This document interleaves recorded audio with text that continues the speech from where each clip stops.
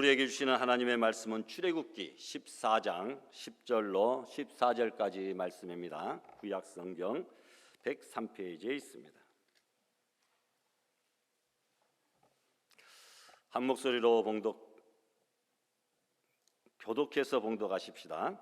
바로가 가까이 올 때에 이스라엘 자손이 눈을 들어 본즉 애굽 사람들이 자기들 뒤에 이른지라 이스라엘 자손이 심히 두려워하여 여호와께 부르짖고 그들이 또 모세에게 이르되 애굽에 매장지가 없어서 당신이 우리를 이끌어내어 이 광야에서 죽게 하느냐? 어찌하여 당신이 우리를 애굽에서 이끌어내어 우리에게 이같이 하느냐? 우리가 애굽에서 당신에게 이른 말이 이것이 아니냐? 이르기를 우리를 내버려 두라. 우리가 애굽 사람을 섬길 것이라 하지 아니하더냐? 애굽 사람을 섬기는 것이 광야에서 죽는 것보다 낫겠노라. 모세가 백성에게 이르되 너희는 두려워하지 말고 가만히 서서 여호와께서 오늘 너희를 위하여 행하시는 구원을 보라. 너희가 오늘 본 애굽 사람을 영원히 다시 보지 아니하리라. 여호와께서 너희를 위하여 싸우시리니 너희는 가만히 있을지니라. 아멘. 사랑의 하나님, 하늘에 계신 우리 아버지여, 주님의 귀한 성호를 높이고 하나님을 예배하기 위해 알곡의 권속들 이 시간 기쁨으로 이 자리에 모여 하나님께 예배합니다. 하나님, 우리의 예배를 기쁘게 받아주시옵소서.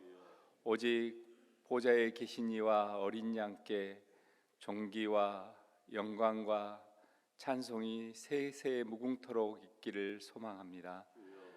하나님의 은혜로 저희가 지난 한 주를 살며 또 하나님과 동행하며 하나님께서 주신 귀한 열매들의 일부를 이 시간 저희들이 하나님 앞에 바칩니다.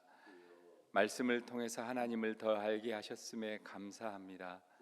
기도로 주님의 뜻을 발견하게 하시고 또 우리의 필요들을 하나님께 아뢰고 하나님의 도우심을 구하게 하심을 감사합니다.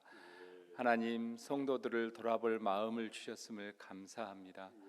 하나님, 믿지 않는 이들에게 더러는 복음을 전하며 더러는 삶으로 그들과 함께하며 하나님을 나타내게 하심을 감사합니다.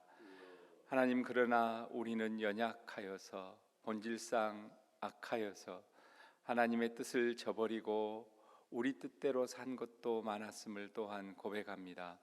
하나님이 다 헛된 것이라 하셨는데 우리는 여전히 육신의 정욕을 좇아서 우리 몸에 좋은 대로 하였고 안목의 정욕을 좇아서 내 눈에 즐거운 것만 찾았으며 이생의 자랑을 쫓아 남들이 인정하는 것만 쫓아갔던 것을 고백합니다. 이것이 다 헛되고 지나갈 것이라고 하셨는데 하나님, 우리의 눈이 어리석은 데 있지 않도록 하나님, 저희들의 어리석었음을 이 시간 고백하고 우리의 죄를 자백하오니 예수 그리스도의 보혈의 피공로 힘입어 용서함을 구하오니 주여 우리를 깨끗게 하시고 우리가 그 온전히 깨끗함을 입은 마음으로 하나님만 높이는 예배가 되게 하여 주시옵소서. 나라가 경제적으로 정치적으로 혼란한 부분이 아직도 여전히 많고 세상에는 전쟁의 소식이 여러 가지 어려운 일들이 아직도 많습니다. 주님의 나라와 뜻이 이 땅 위에 온전히 이루어지기만을 소망합니다. 우리가 각자 서 있는 자리에서 우리 그리스도인들이 빛과 소금로서의 역할을 온전히 감당할 수 있도록 주여 도와주시옵소서. 그리하여 하나님, 우리가 하나님의 선하시고 기뻐하시고 온전하신 뜻이 무엇인지 기도와 말씀을 통해서 온전히 분별하게 하시고 그리함을 통하여 이 다가오는 한 주간을 우리의 삶에서 우리의 몸을 가지고 하나님 앞에 영적 예배로 우리의 삶을 드리게 하여 주시옵소서. 하나님, 오늘은 특별히 청년의 헌신 예배가 있습니다. 우리의 희망인 우리 귀한 청년들이 믿음 안에서 굳건히 서갈 수 있도록 하나님께서 도와주시고 또 말씀을 전하는 이와 함께하는 이들이 은혜 받을 수 있게 도와주시옵소서. 하나님, 헌신과 신앙 성장의 달로 우리가 사울을 특별히 구별하여 드렸는데 우리의 삶에 신앙의 성장이 있었는지 오늘 마지막 주에 돌아볼 수 있게 도와주시고 부족한 부분이 있다면은 하나님 앞에 인정된 일꾼으로 드릴 수 있도록 하나님 우리들이 돌아보고 반성하고 하나님 앞으로 순종하는 모습으로 나오게 하여 주시옵소서. 다음 한 달을 저희가 가정 신앙화의 달로 또 가정의 달로 드리려고 합니다.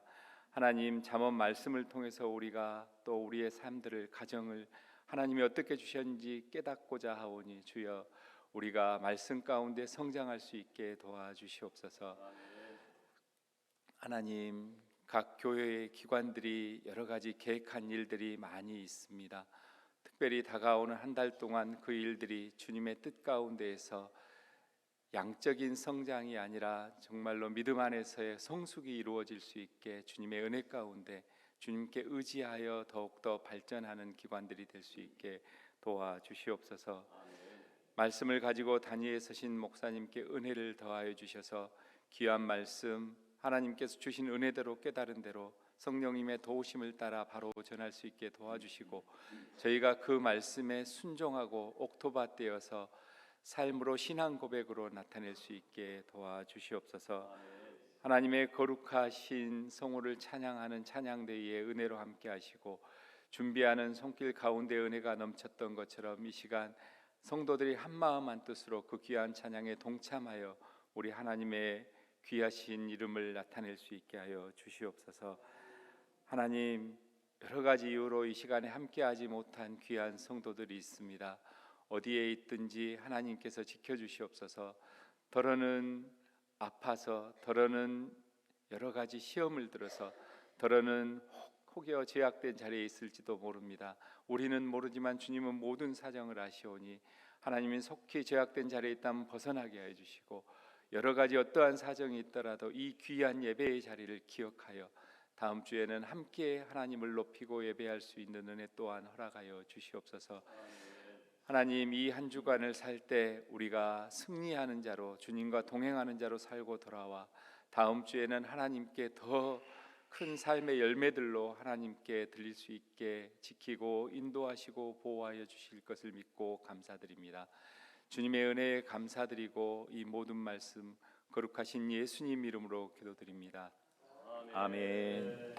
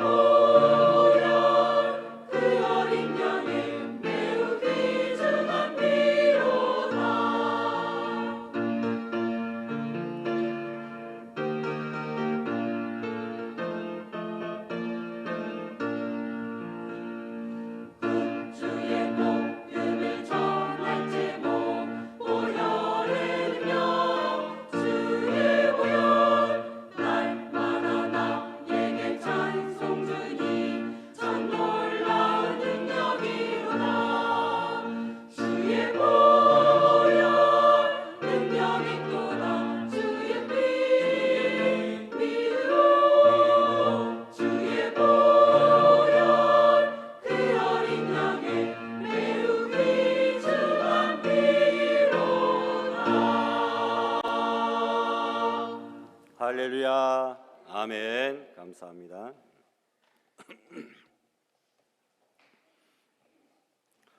좋은 시절이 되고 꽃피는 계절이 되어서 가정에 대소사, 애경사들이 많이 있고 또 성도들이 출타하시는 분들도 많은 것 같습니다. 예배드리는 일에 더욱더 힘쓰고 하나님 앞에 모이기를 즐겨하는 우리 성도들 될 수 있기를 바랍니다. 모세가 이스라엘 백성들을 가나안으로 인도할 때의 이야기입니다. 모세가 10가지 재앙을 애굽에 퍼부었습니다. 아주 재앙 폭탄을 퍼부은 것이죠. 정신이 없었을 겁니다. 200만 명의 이스라엘 백성들을 드디어 400년 만에 애굽에서 해방시켰습니다. 모두 홍해까지 나왔습니다. 앞에는 홍해 바다가 가로놓여 있습니다.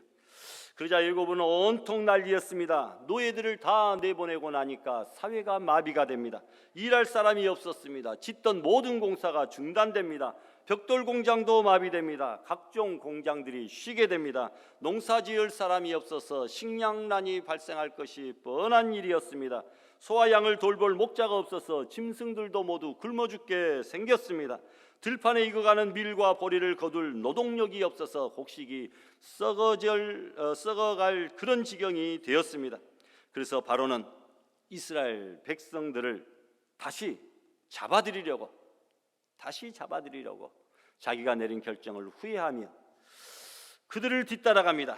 마침 홍해 앞에 이스라엘 백성들이 다 모여 있습니다. 여러분, 출애굽의 그 내용들을 우리가 이 시간에 잠깐 지도를 보면서 살펴보려고 합니다. 출애굽 코스가 이렇다는 겁니다. 제일로 위쪽에 람셋이 있습니다. 출애굽기 12장 37절 보면 이스라엘 자손이 람셋을 떠나 숫곳에 이르니 장정만 60만 가량이라 제일로 위에 람셋에서 숫곳으로 떠나고 코스를 잡았다는 겁니다. 아주 코스를 잘 잡았어요. 바로 그 지중해 바로 아래쪽 오른쪽에 지금 염해 사해가 보이는데 그 중심으로 가나안 땅이죠. 그러니까 지금 숫곳에 자리 잡았는데 오른쪽으로 딱 틀기만 하면 곧바로 가디스 바네아를 거쳐서 가나안 땅에 들어갈 수 있는 최단거리 방향으로 지금 방향은 잘 잡은 것 같습니다. 그런데 13장 17절에 보니까 바로가 블레셋은 가까울지라도 하나님이 인도하지 아니하셨으니 백성이 전쟁을 보면 마음을 돌이켜 애굽으로 돌아갈까 하노라, 이렇게 이야기합니다. 여러분, 곧바로 그런데 그 길로 인도하지 않으시고 남쪽으로 인도하신 이유는 지금 지중해라고 적어져 있는데 바로 오른쪽 밑에가 가자지구, 요즘에 가자지구입니다. 이스라엘의 그 지금 현재 전쟁이 일어나고 있는 그 당시에는 블레셋 땅이었습니다. 그 블레셋 땅으로 지나가면은 가까울 것 같은데 여러분, 하나님이 인도하지 않으셨다는 겁니다. 백성이 블레셋과 전쟁을 하게 되면 마음을 돌이켜 다시 애굽으로 돌아갈까 염려가 되어서 하나님께서 오른쪽으로 곧바로 직진하지 않고 남쪽으로 멀리 지금 돌리시는 모습을 보게 됩니다.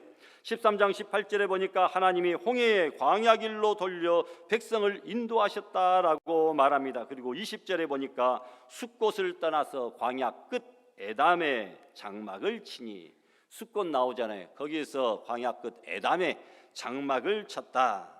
코스를 지금 잘 잡고 있습니다. 그리고 14장 2절에 보니까 바다와 믹돌 사이에 비하히롯 앞 곧 바알스본 맞은편 바닷가에 장막을 치게 하니라. 지금 홍해 바다가 밑에 파란색으로 있는데요, 그 위쪽이 수에즈만이라고 있잖아요. 요즘에는 그 위쪽에 그 길을 뚫어가지고 지중해하고 곧바로 운하를 연결했습니다. 그러니까 아프리카를 삥 돌아서 안 가고 곧바로 저 얼마 안 되는 수에즈 운하를 만들어가지고 그곳을 통해서 지중해로 넘어가 유럽으로 곧바로 넘어가 버리니까 몇 달 걸릴 것이 그냥 하루 만에 쑥 지나가 버리는 그런 놀라운 물류 혁명을 지금 일으키고 있는데 바로 그곳입니다.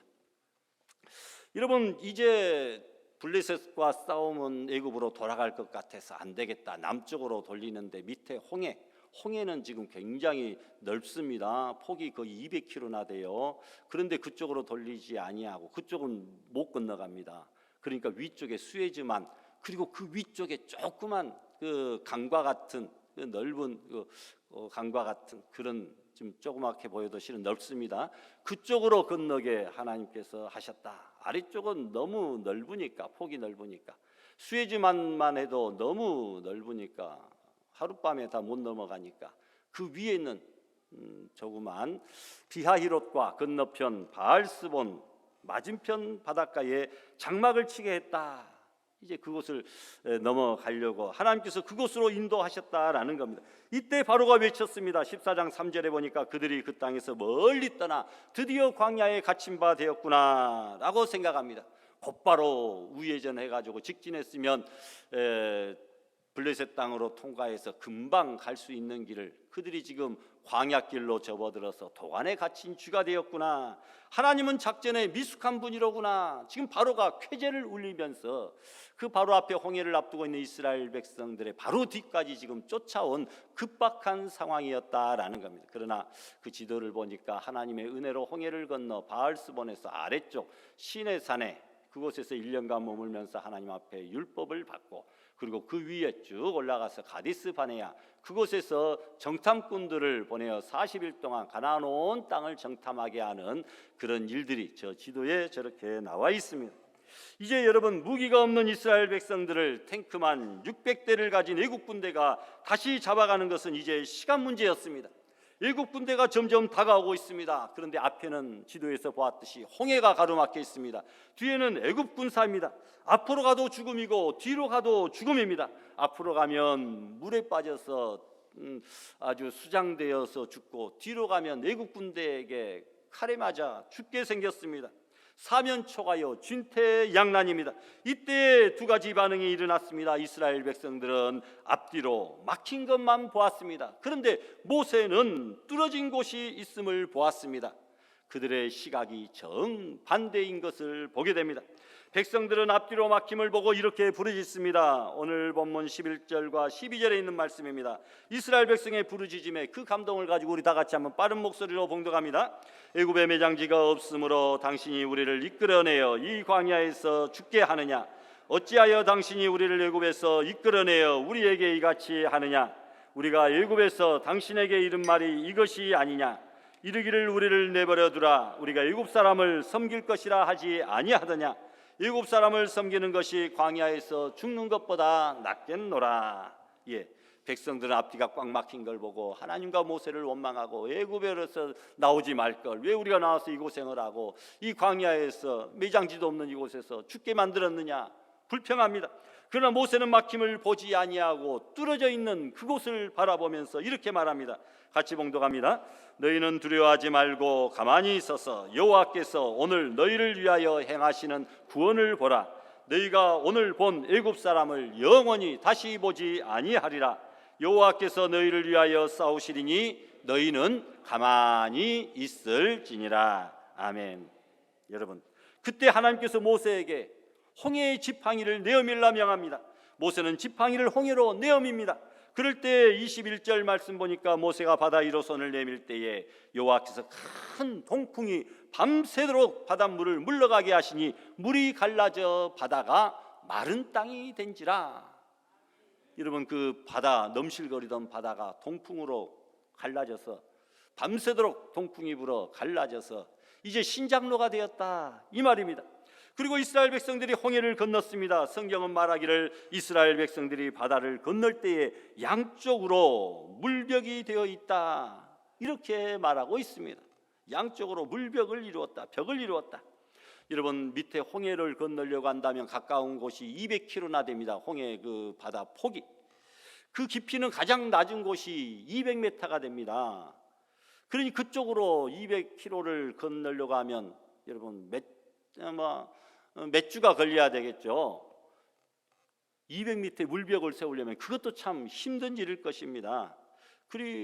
그런데 하나님께서 위쪽에 폭이 그래도 하룻밤에 건널 만한 그 가까운 거리에 있는 그곳으로 이스라엘 백성들을 인도하셔서 밤새도록 동풍을 불어 그 바닷물을 벽으로 만들어 세우고, 그리고 200만 명이 건너야 되면 폭이 한 1km 정도는 돼야 될 것 같아요. 도로가 우리 저쪽 앞에 있는 8차선 도로는 아무것도 아닙니다. 한 1km 도로로, 신장로로 쫙 만들어서 하나님께서 그렇게 길을 만들어 주셨다. 이렇게 학자들은 생각을 합니다. 애국 군사들이 이스라엘 백성들 뒤를 따랐습니다. 이스라엘 백성들이 홍해를 다 건넌 후에 모세는 다시 지팡이를 홍해에 내밀었습니다. 그러자 물벽이 되었던 홍해 바닷물이 다시 합쳐졌습니다. 애국 군사들은 모조리 바다에 빠져 죽어버리고 말았다. 이 놀라운 통쾌한 사실이 오늘 우리가 읽은 본문의 말씀입니다. 우리가 전진하다 보면 막힐 때가 종종 있습니다. 우리가 앞뒤로 사방으로 막힐 때에 우리 신앙적으로 어떻게 해야 됩니까? 첫 번째로 막힐 때의 모세처럼 가까운 막힘을 보지 말고 먼 목표를 바라봐야 됩니다. 모세는 홍해가 막혀 있는 것을 보지 않았습니다. 오히려 홍해 건너편 먼 곳에 있는 하나님이 주시겠다고 약속하신 가나안 땅을 바라봅니다. 하나님께서 가나안으로 인도하여 주신다고 하셨으니 가나안으로 반드시 인도하여 주실 것이라고 확신하고 있습니다.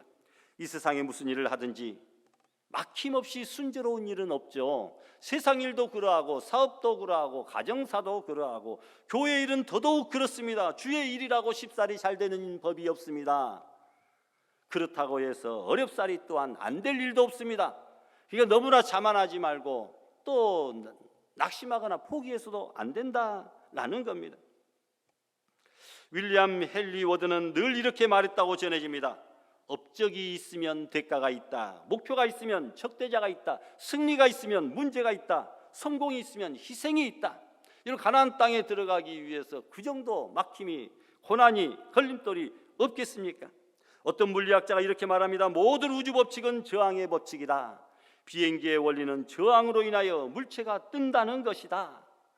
이런 비행기는 양력으로 뜬다는 거예요. 저것을 이해를 못했는데 조금 커보니까 양력을 이해하게 됩니다. 여러분, 비행기의 날개를 우리가 자세히 보면 어떻게 생겼습니까? 새의 날개처럼 위는 이렇게 둥그스름하게, 아래쪽은 날렵하게 쫙 깎아가지고 옆에서 보면 이렇게, 위는 둥그렇게, 단면들을 보면 그렇다라는 겁니다. 비행기가 앞으로 달려나갈 때에 이런 공기의 저항을 받는데, 공기가 위쪽으로 나가는 공기, 아래쪽으로 나눠질 것 아닙니까? 날개로. 그래서 위쪽으로 가는 것은 둥글게 가기 때문에 좀 속도가 더딥니다. 그러나 아래쪽으로 가는 공기는 직선으로 빠져나가기 때문에 속도가 빨라요. 그 빨리 지나가는 그 공기, 기압이 빨리 지나가는 그곳에 그 비어있는 그 공간을 채우기 위하여 이런 다른 공기가 와서 그것을 채워주는데, 그럴 때의 비행기가 위의 공기의 속도와 날개 아래의 공기의 속도가 서로 다르다 보니까 이 공기를 아래쪽에 채워주다 보면 비행기 날개가 힘을, 양력을 받아서 비행기가 뜨게 된다. 그것이 비행기가 나는 양력의 원리다. 새들도 가만히 날개짓도 안 하는데 독수리 같은, 매 같은 경우는 공중에서 활공하고 있는 것을 봐요. 그 모든 양력의 원리에 따라 그렇다라는 겁니다. 여러분, 비행기 한 번씩 다 타보셨죠? 요즘에는 비행기 다 타볼 수 있는 그런 좋은 시대가 되었습니다. 맘만 먹으면. 비행기 처음 탈 때 너무너무 불안하고 두렵고 깜짝 놀랐습니다. 이렇게 무거운 쇳덩어리가 이렇게 사람도 많이 태우고 가방 무게만 해도 보통이 아닌데 저 조그만 엔진, 저 프로펠러가 어떻게 이 비행기를 뜨게 할 것인가, 그런 쓸데없는 고민을 했습니다만, 여러분, 지금은 이제 비행기 타면 당연히 뜨겠지. 그러나 뜰 때마다 신비하고 놀랍습니다. 어떻게 이것이 뜰 수 있을까? 다 알면서도 옆 사람한테 또 한 번씩 물어봅니다. 여러분, 비행기의 원리는 저항으로 인하여 물체가 뜬다는 것이다. 저항이 없으면 비행기가 뜰 수가 없다는 겁니다. 높이 날려고 할수록 공기의 저항이 크고, 공기의 저항이 클수록 비행기의 부력, 양력의 힘은 커져서 더 높이 날 수가 있게 된다라는 겁니다. 여러분, 귀한 일을 하려고 하면 어찌 반대가 없고 어찌 걸림돌이 없겠느냐라는 겁니다. 구약의 최고 사역의 사람은 모세입니다. 신약의 최고 사역의 사람은 잘 알듯이 바울입니다. 둘의 공통점이 있습니다. 신구약에서 가장 큰 일을 하였고, 그리고 또한 방해하는 막힘이 가장 많았던 사람, 방해자, 적대자들이 가장 많았던 사람들이다라는 겁니다. 그들이 주의 일을 하려고 가다 보면 막힘이 있고, 막히면 또 믿음으로 뚫고 나가고, 가다 보면 또 막히고, 그러면 또 기도하고 매달려 뚫고 나가는 그런 생애의 연속이었다라는 겁니다.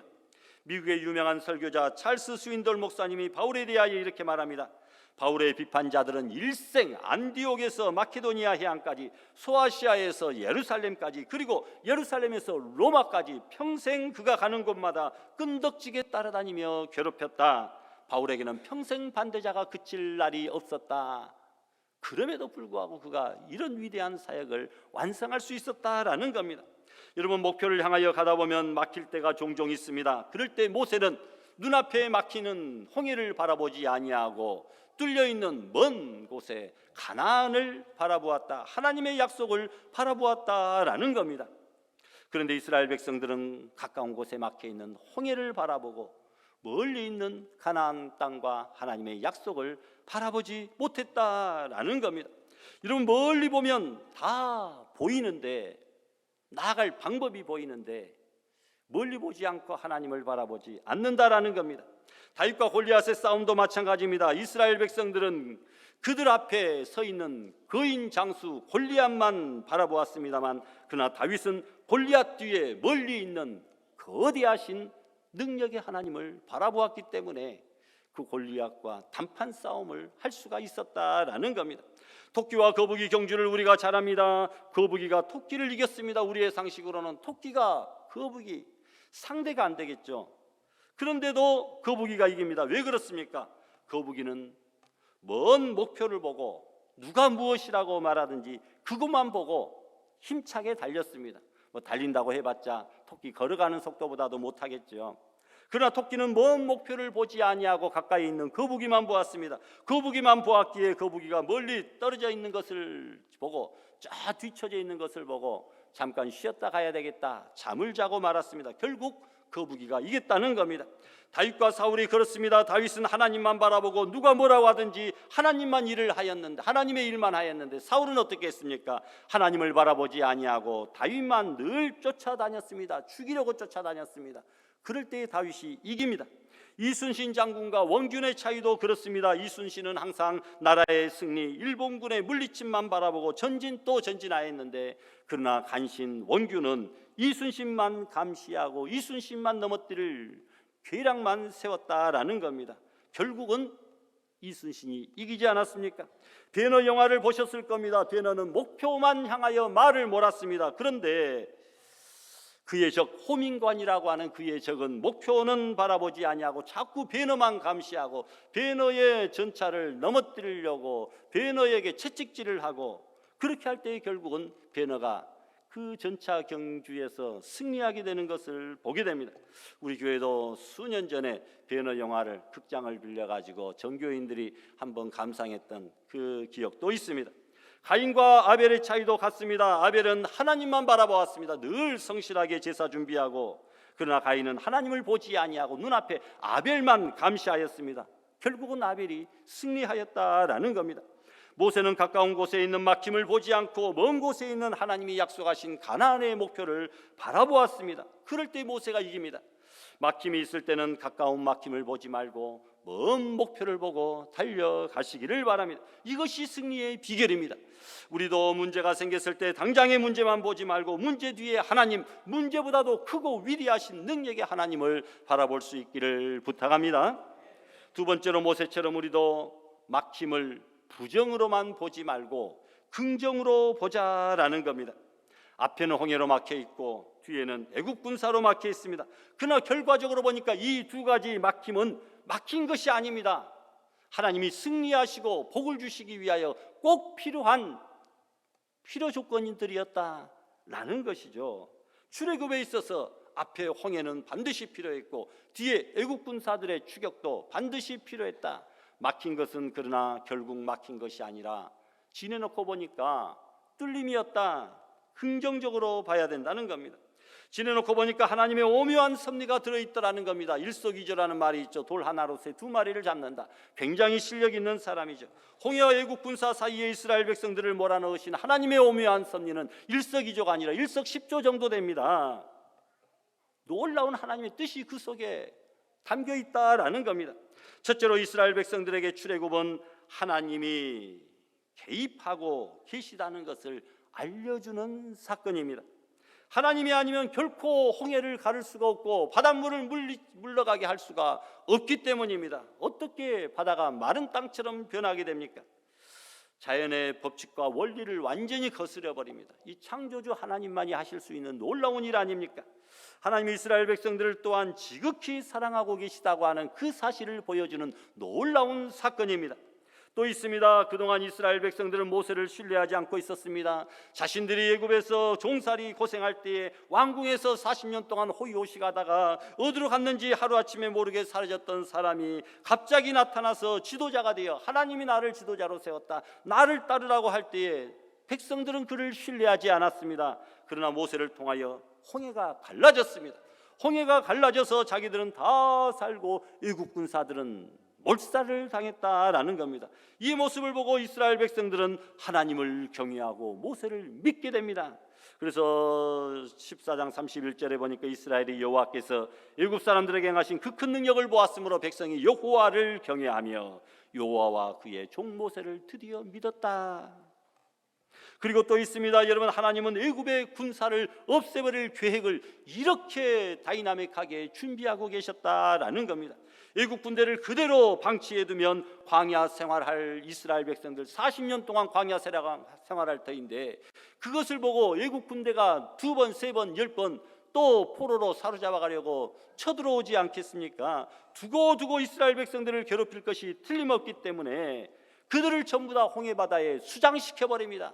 그 좋은 전차 600대하고 그 훈련이 잘된 애국 군사들을 하루아침에 그 홍해바다에 수장시켜서 더 이상 이스라엘 백성이 광야 40년간을 헤맬 때에 애국 군대가 쳐들어오지 못하도록, 추격해오지 못하도록 하나님께서 만드셨다라는 겁니다. 그리고 장차 애굽의 군대감들도 다 없애버립니다. 무슨 말입니까?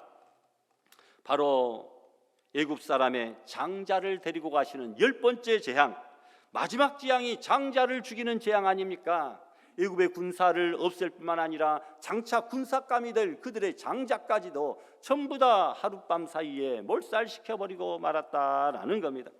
이런 고대 군동의 아수르 군대는 다른 나라를 정복할 때에 살아남은 남자들이 있으면 포로로 잡아가고 일을 시켜야 되니까 노예로 써먹으려고, 그리고 그들의 아들들은, 여자아이는 살려두고 아들들은 메었다가 돌에 바위에 그 메어 쳐서 그 머리를 터지게 해서 죽였다. 아주 비참한 살인 방법이 있는데, 이것은 그들로 하여금 그 자녀들이 더 이상 그 반란을 일으키지 못하고 자기들에게 보복하지 못하게 하려고 그의 후손까지 씨를 말려버리는 그런 전략이었다라는 겁니다. 그런데 하나님께서는 애굽의 군사뿐만 아니라 장차 되어질 군사감들까지도 하나님께서는 없애버린 놀라운 일이었다라는 겁니다. 이같이 앞에 홍해가 가로막혀 있는 막힘은 알고 보니까 하나님의 오묘하신 큰 놀라운 섭리가 들어있었습니다. 그러므로 우리는 살아가면서 막힘이 있으면 이곳에 하나님의 오묘한 계획, 놀라운 계획, 신비한 계획이 숨어 있는 줄을 우리가 믿고 부정적으로만 보지 말고 긍정적으로 바라보는 성도들이 되시기를 바랍니다. 마지막으로 막힐 때에 막힘을 뚫어주시는 하나님을 바라봐야 됩니다. 막힘을 뚫어주신 하나님. 우리 교회 화장실에 가면 뚫어뻥이 한 2-3개 있습니다. 하다 잘 막히니까 많이 사다가 이렇게 뚫는데 요즘에는 이제 안 막히더라고요. 하나님은 막힐 때에 그 막혀있는 문제를, 난제를, 어려움을, 장애물을 뚫어주시는 하나님이시다라는 겁니다. 이스라엘 백성들은 가던 길이 홍해로 막힐 때에 홍해만 보고 애국 군사만 보고 죽음을 생각하였습니다. 그러나 모세는 막힘을 뚫어주실 하나님을 바라보고 말합니다. 오늘 13절 14절이 계속 몇 번씩 반복해서 나옵니다. 너희는 두려워하지 말고. 막힐 때 우리는 두려워하지 말아야 된다라는 겁니다. 너희는 두려워하지 말아라. 문제가 생겨서 막힐 때 우리는 외쳐야 됩니다. 문제보다 내가 크고 나보다 하나님이 더 크시다고 한다면 이 문제는 더 이상 문제거리, 염려거리가 아니다라는 겁니다. 어떤 분이 당당하게 말합니다. 나는 어떤 문제가 생겨도 두려워하지 않습니다. 그래요? 왜 그렇습니까? 나는 하나님의 직통 전화번호를 늘 가지고 다니기 때문입니다. 하나님의 전화번호는 몇 번이죠? 물으니까 33국에 3번입니다. 예레미야 33장 3절에 너는 내게 부르짖으라. 내가 내게 응답하겠고 내가 알지 못하는 크고 비밀한 일을 보이리라. 여러분, 우리가 부르짖을 때 주님께서 응답해 주시고 크고 놀랍고 비밀한 일을 보여주시는 33국의 3번, 여러분 반드시 기억할 수 있기를 바랍니다. 두려워하지 말고 또한 가만히 있어야 된다라고 말씀합니다. 가만히 있어서 여러분, 막히고 어려움이 있을 때는 먼저 할 일이 있습니다. 가만히 있는 겁니다. 여러분, 무슨 지붕이 무너지고 사고가 나고 그럴 때 우리가 어떻게 합니까? 몸을 그냥 동그랗게 웅크리고, 책상 밑이나 어디나 자동차 사고 났을 때도 마찬가지로 가만히 웅크리고, 가만히 한번 몸을 웅크리고 가만히 있는 것, 이것이 어떻게 보면 가장 피해를 적게 보는 좋은 방법입니다. 어떤 사람이 당황하는 문제가 생겨서 친구에게 물었습니다. 이럴 때는 어떻게 해야 돼? 난 어떻게 해야 될지 모르겠어. 그때 친구가 대답합니다. 무엇을 어떻게 해야 될지 모를 때는 할 일이 하나가 있다. 아무것도 하지 않고 가만히 한번 있어 보는 것이다. 일이 어떻게 진행될지 내 힘으로는 감당할 수 없으니까 아무것도 하지 말고 가만히 있어 봐라. 막힘이 있을 때는 모세처럼 두려워 말고 가만히 있기를 바랍니다. 그리고 할 일이 있습니다. 하나님 앞에서 가만히 있는 것은 그만한 이유가 있다라는 거죠. 하나님께 기적을 일으킬 그 기회를 만들어 드리는 것, 하나님 앞에 기적을 일으킬 그 공간을 만들어 드리는 것, 바로 이것입니다. 가만히 있다는 의미는 아무것도 하지 말고 빈둥빈둥거리고 그냥 잠이나 자고 그냥 생각하지도 말고 있어라, 이것이 아닙니다. 내가 할 일은 없네요. 가만히 보니까 내가 할 수 있는 일이 없습니다. 하나님만이 하실 수 있습니다. 하나님만이 모든 문제 해결의 정답이십니다 라고 그렇게 고백하라는 겁니다. 백문일답이라는 말이 있습니다. 세상에 나에게 다가오는 100가지 문제에 오직 유일한 정답은 하나, 예수 그리스도 하나님, 그 하나다. 100가지 문제가 있지만 정답은 하나님, 예수님 하나다 라고 하는 사실입니다. 여러분, 그분에게 일하게 하시고 나는 기다리겠다, 이 말입니다. 그래서 여호와께서 오늘 너희를 위하여 행하시는 구원을 보라. 세 번째로 그렇게 말하고 있잖아요. 여호와께서 오늘 너희를 위하여 행하시는 구원을 보라. 그리고 또 할 일이 있습니다. 믿음으로 선포하는 것이죠. 너희가 오늘 본 애굽 사람을 영원히 다시 보지 아니하리라. 하나님이 너희를 위하여 싸우시니 너희는 가만히 있을지니라. 모세가 입으로 말한 것이 나중에 결과론적으로 보니까 그대로 이루어졌다라는 것입니다. 하나님께서는 믿음의 사람이 입으로 토해낸 말 그대로 이루어 주십니다. 믿음의 말은 하나님이 보장하여 주십니다. 여러분, 평범하면서도 유명한 말이 있습니다. 기적보다 믿음이 먼저다. 여러분, 사람들은 기적이 먼저라고 이야기합니다만 기적보다 믿음이 먼저다. 옛날에 대통령이 사람이 먼저다라고 이야기했잖아요. 다른 모든 그런 제도들이 있고 그러지만 사람이 가장 최우선적으로 고려돼야 된다. 사람이 먼저다 했는데 여러분, 기적보다 믿음이 먼저다라는 거죠. 그래서 노만 빈센트 필 목사님이 말합니다. 기적의 시대가 지나간 것이 아니라 믿음의 시대가 지나간 것뿐이다. 기적이 일어나지 않는 것은 믿음이 없기 때문이다, 이런 말입니다. 믿음이 없어서 우리가 기적을 보지 못한다. 그래서 예수님이 말씀하시죠. 마가복음 11장 23절에 보니까 누구든지 이 산더러 들리어 바다에 던지우라 하며 그 말하는 것이 이룰 줄 믿고 마음에 의심치 아니하면 그대로 되리라 말씀합니다. 입으로 말해야 된다는 겁니다. 믿음으로 말하라, 선포하라, 의심하지 말아라는 거죠. 입의 말이 그 사람의 믿음입니다. 언어가 그 사람의 모든 것입니다. 모세의 마음속에는 하나님이 모든 것을 다 하여 주실 것이라고 하는 믿음이 가득 차 있어서 믿음으로 그렇게 모세가 선포할 때에 하나님께서는 지내놓고 보니까 모세가 선포한 그대로 하나님이 대신 싸워주시고 오늘 본 애굽 사람을 다시는 보지 못하도록 하나님께서 은혜를, 기적을 베풀어 주시는 줄을 믿습니다. 여러분, 우리의 속에 가득 차 있는 것이 믿음의 입을 통하여 그대로 토하여진다라는 겁니다. 오늘도 지금도 기적은 일어납니다. 기적을 기대하는 자에게, 기적을 믿음으로 고백하고 선포하는 자에게 그 기적은 선물로 주어질 줄을 믿습니다. 중국을 짝퉁의 천국이라 모조품을 잘 만드는 나라다라는 겁니다. 저번에 텔레비전을 보니까 달걀까지 어떻게 똑같이 만들어내고 있는지 몰라요. 뭐 미국, 영국 기술은 쩌리 가랍니다. 중국의 기술이 최고인 것 같아요. 가짜 달걀을 만들어냅니다. 그런데 어느 날 한 분이 비관하여 자기 모든 생활을 비관하여 자살하려고 농약을 마셨는데 안 죽었습니다. 왜 그렇겠습니까? 가짜 짝퉁 농약이었다라는 겁니다. 효과가 없었다라는 거예요. 그런데 여러분, 짝퉁 믿음이 있습니다. 가짜 믿음이 있었다는 겁니다. 이스라엘 백성들의 믿음은 큰 것 같아도 짝퉁 가짜 믿음이었습니다. 하나님께서 10가지 재앙으로 인도하여 내셨는데도 그것을 믿지를 못했어요. 여러분, 오늘날 우리가 그 중에 10가지 재앙 중에 한 가지 기적만 오늘 이 자리에서 나타나면 일평생 깜짝 놀라서 그거 막 전파하고 내가 봤어 하면서 세상 사람들에게 알릴 것 아니겠습니까? 그런데도 그들은 10가지 재앙을 이렇게 목도하고 경험했음에도 불구하고 진짜 믿음이 아니었다라는 겁니다. 그러나 모세의 믿음은 참 믿음이었습니다. 참 믿음은 이것입니다. 13절과 14절에 말했던 너희는 두려워하지 말고 가만히 있어서, 우리가 2번, 3번 읽었던 바로 이 말씀입니다. 여러분, 허둥대며 살아가다가 길이 막혔습니까? 여러분 앞에 가로막혀 있는 문제의 벽이 너무나도 크십니까? 그 순간은 하나님을 바라보라는 것이죠. 대단히 경솔한 말씀인 것 같지만 여러분, 뚫어뻥 하나님이다. 하나님은 문제를 뚫어주시고 해결해 주신다. 여러분, 우리 화장실에 막혔을 때 얼마나 답답합니까? 그건 딱 뚫어졌을 때 얼마나 통쾌하고 시원합니까? 기분 좋죠. 하나님은 뚫어뻥 하나님이다.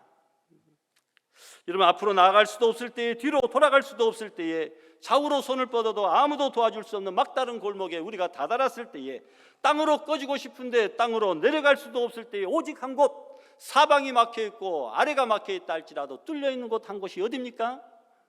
저 하늘 위쪽이다. 위는 열려있다라는 겁니다. 하늘의 문은 열려있다고 하는 사실을 명심하시기를 바랍니다. 땅의 길이 막힐 때에 여러분, 하늘길이 열린다. 얼마나 놀라운 말씀입니까? 나중에 우리가 이제 교통체증이 너무나 심하면 그 개인 자가용 헬리콥터, 자가용 자동차가 갑자기 막 탁 날개가 나와가지고 프로펠러가 돌더니 막 고속도로에서 쫙 이륙을 하는 그런 모습들 텔레비전으로 보았을 거예요. 앞으로는 개인 자가용 비행기 시대가 도달해서 길이 막히면 하늘길이 열린다. 땅의 길이 막히면 하늘길이 열린다는 겁니다. 하나님은 말세의 사명자에게 땅의 길을 막고서 하늘을 바라보게 하시고 그리고 하늘길을 열어주시는 하나님이십니다. 그런데 여러분, 놀라운 것은 하늘의 길이 열릴 때에 땅의 길 또한 열리게 된다라는 겁니다. 땅의 길이 막히는 과정이 지나면 하늘의 길이 열리고, 하늘의 길이 열리면 곧 이어서 땅에 막혔던 길도 열리게 된다는 것이죠. 그러므로 우리는 땅의 길이 막혔다고 해서 슬퍼하거나 좌절할 필요가 없습니다. 내 영혼이 잘됨 같이 범사가 잘되고 강건하다. 영혼 잘되는 것이 먼저 우선입니다. 영혼이 잘되고 하늘길이 열리면 땅의 길, 범사가 잘된다라는 것입니다. 마태복음 6장에 너희는 먼저 그의 나라 그의 의를 구하라. 하늘의 길을 구하라는 겁니다. 그리하면 이 모든 것, 땅의 모든 것을 다 우리에게 더하여 주시겠다는 겁니다. 하나님은 다 보고 계십니다. 다 듣고 계시고 다 알고 계십니다. 모든 문이 막혔다고 절망하지 마시고 좌절하지 말라는 겁니다. 하늘의 문은 항상 언제나 열려 있습니다. 그래서 열왕기하 20장 5절에 보니까 내가 내 기도를 들었고 하늘 문은 열려 있다는 겁니다. 우리가 기도할 때 내 눈물을 보았노라, 내가 너를 낫게 하리니 말씀하고 있습니다. 하나님의 인도하심을 밝히 드러내시는 하나님의 때가 있습니다. 매번 구체적인 방향을 지시해 주진 않지만 결정적인 시간에 구체적인 길을 우리에게 알려주십니다. 그러면 하나님의 인도하심이 보이지 않는 시간은 하나님의 인도하심과 전혀 관계없는 시간일까요? 아닙니다. 하나님께서 우리가 느끼는 답답함과 불확실을 통해서도 우리의 발걸음을 선한 방향으로 인도해 주십니다. 모든 길이 막힐 때 하나님께서는 전혀 새로운 길, 차원이 다른 길을 우리에게 예비해 주시는 것이죠. 여러분, 앞길이 막힌 것은 차원이 다른 복을 받을 절호의 찬스, 기회가 된다는 겁니다. 최적의 때와 장소에서 하나님의 인도하심을 밝히 드러내 주시기 위함이다라는 겁니다. 길이 막힐 때 길을 만들어 주시는 주, 여러분 찬양 CCM 가사에도 길을 만드시는 주, 여러분 오늘 가사 한번 유튜브에 길을 만드시는 주 한번 찾아서 그 찬양곡 들어보십시오. 마음의 감동이 얼마나 되는지요. 아주 놀랍습니다. 은혜가 넘칩니다. 거기에 보니까 웨이메이커스, 미러클 워커, 프라미스 키퍼 이렇게 말합니다. 길을 만드시고 기적을 일으키시고 약속을 지켜주시는 분이라고 이렇게 고백하고 있습니다. 여러분, 새 길을 열어주시는 하나님의 손길을 기억하시기를 바랍니다. 능력의 하나님을, 문제 해결의 하나님을 기대하며 기다리며 기도하시기를 바랍니다. 인생길 가다 보면 이렇게 저렇게 막힐 때가 있는데 성경은 우리에게 믿음의 지침 모세를 통하여 알려주고 있습니다. 모세는 당시 최고의 지도자입니다. 존 맥스웰 목사님이 지도자를 이렇게 정리합니다. 지도자란 그가 가려는 길을 알고 먼저 그 자신이 그 길을 가고 다른 사람에게도 그 길을 보여줄 수 있는 사람이다. 이 사람이 지도자라는 겁니다. 우리도 영적 지도자가 되어가지고 우리도 모세처럼 우리가 가야 될 길을 알고 먼저 그 길을 모범적으로 걸어가 보며 또 후배들에게, 자녀들에게 그 길을 보여주는 우리 믿음의 귀한 성도들이 되어서 막힘을 보지 아니하고 뚫어주시는 하나님을 바라보는, 그리하여 역사를, 기적을 체험하시는 알곡 성도들이 다 될 수 있기를 주님의 이름으로 축원합니다. 주신 말씀 생각하시면서 다 같이 통성으로 합심해서 기도하십시다. 거룩하신 하나님 아버지, 문제가 생겼을 때, 길이 막힐 때 두려워하지 말고 가만히 있어서 하나님이 행하시는 놀라운 일을 오늘 우리가 바라보게 하여 주시옵소서. 차원이 다른 아버지 문제 해결의 방법, 놀라운 비밀스러운 축복을 온전히 경험하게 하여 주시옵소서. 우리의 원수와 라이벌들을 홍해바다에 수장시켜 주시고 우리에게는 길을 만들어 주셔서 아버지 기적을 일으키셔 주셔서 약속을 지켜 주셔서 아버지 우리의 모든 문제 해결해 주신 하나님을 찬양합니다. 하나님께 영광을 돌립니다. 예수님의 이름으로 기도드리옵나이다. 아멘.